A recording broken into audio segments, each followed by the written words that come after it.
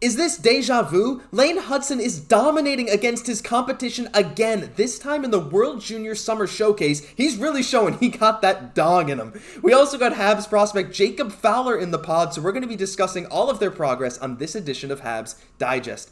Jesse, let's get into this. And before we talk about Lane Hutson dominating again, a quick reminder that only about 60% of you guys watching are subscribed. So if you're watching, you enjoy, you haven't hit the button, do it now. We'd really appreciate it. But yeah, without further ado, Lane Hutson. Holy crap.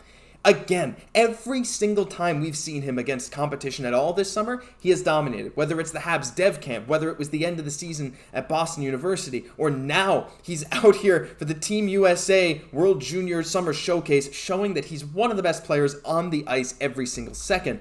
Hutson didn't waste any time getting back to his old tricks, breaking ankles, setting up teammates with perfect passes, getting an assist in the first period to Rutger McGroarty, Winnipeg Jets prospect. His offensive prowess has been evident, but it's still entertaining.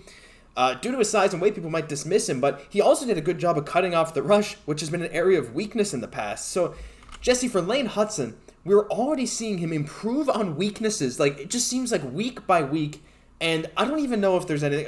I feel like every time we talk about him, we run out of things to say about how great he is, but oh man, what a show he's putting on. And another thing that another reporter had to say about him after watching this game was dynamic and untouchable. Yes. So some pretty big praise, right? And Twitter was actually just going on fire just watching him play. And everybody was just saying, like, how fun he is to watch, like, what a joy. And so as a Habs fan, like, just as a fan, it just makes me so excited just to watch him play hockey because he's like a fourth forward out there. Like, just at any moment, he can just jump in the play. He's just ready to go, right? And he set up such a beautiful assist, in that game at the World Junior Summer Showcase, like basically doing all the work. He, as a defenseman, he takes this really nice kind of bumper pass, around the center of the ice, is able to come in with such great speed, working on his entries. But he's able to really thread this pass, like he's able to really lead Rutger McGroarty into the space where he needed to score. He really set him up. He led him in directly where he needed to be, like threading this pass into very little space. And I love so much how he's taking the puck like to the net. He's not trying to just, okay, I'm going to wheel around the net and just kind of play this puck possession. Like, to score in the NHL, you need to take the puck to the net. You need to capitalize on these opportunities, right? You need to be aggressive with it. So, so amazing to see from Lane Hutson. Yeah, I don't even know what to say anymore because, like we said, every single time we see him, he's doing something better and better. And what really stood out to me in this recent performance is the fact that it seems like his sense for the rush is getting better. I mean, we already knew his puck handling was amazing. His passing, his ability to see his teammates was good. But like they said, one of his weaknesses in the past has been cutting in off the rush, and he's been doing that very well. It's like someone who's already elite on offense is gaining more offensive awareness. It's absolutely insane to me. But Jesse, there's one more thing that really stood out to me about Lane Hutson, and that's how physical he was. And we're going to get into this second topic here because we think he might have gained some size. Now, looking at him, you might not say that, right? He still looks small. I mean, he's still 5'9", but take a look at this. This was the Team USA roster on paper before their most recent game. And if you look there on defense, number 20, Lane Hutson, is listed at 5'9", 175.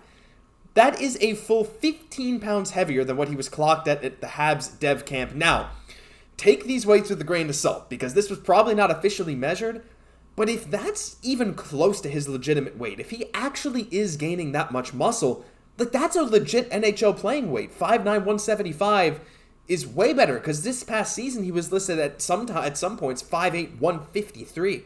So if he has really gained 15, 20 pounds since then, that's huge for him. And we already see him putting it to use. I mean, he wore the bruise on the right side of his forehead. He sustained that during some rough play, but he was laying the body.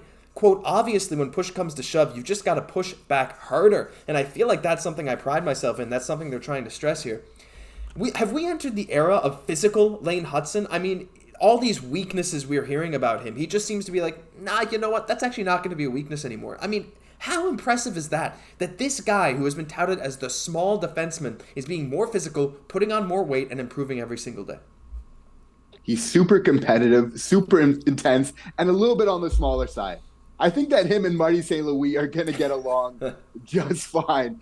And it's not only them. It's like all of Hutson's family is like this. They're actually super intense. They're focused and they're just straight up winners. Like that's what I like about him so much. And Riker McGroarty at a post-game interview, he was saying like, he's got that dog in him. He's got that fight, which if you're trying to build a team that's going to win Stanley Cups, like at the end of the day, that's what you need. You can have all the skill in the world, but that's what really takes Lane Hutson's game to that next level. Is just that sort of dog mentality, that competitiveness that he has, so that's what I really like seeing about him, what I find so exciting about his future. Yeah, he's filling in all the gaps he needs to fill in, right? And competitiveness, willingness to be like get down and dirty, be physical is just something not every prospect has. Just straight up that desire to win.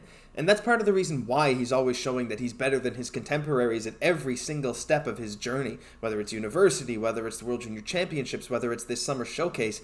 He is always a little bit better because he has that competitiveness. He's like, I want to show I'm better, so I'm just going to do it, right? So it's really, really amazing to see, and I know we talk about him a lot, but there's good reason because he's going to be exciting. Now, Jesse, the other Habs prospect that is there with Team USA is Jacob Fowler. I believe a third-round draft pick by the Montreal Canadiens this year, their top goalie pick in this year's draft, but he really didn't have the best start. Unfortunately, Fowler's summer showcase got off to a rough start as Team USA blew a shutout 7-0 in their opening matchup against Sweden. Of course, Team USA has two teams. Lane Hutson's on Team USA White. We'll have to give a little time for him to get comfortable because he hasn't actually played since leading the Youngstown Phantoms to a Clark Cup championship. And if he really wants to take over the starting goalie role for this Team USA, he's going to have to outplay Trey Augustine, who was a second-round pick by the Wings this year. But, Jacob Fowler's cool Iron Man getup might help him a little bit, get him some superpowers and, hopefully step up in net.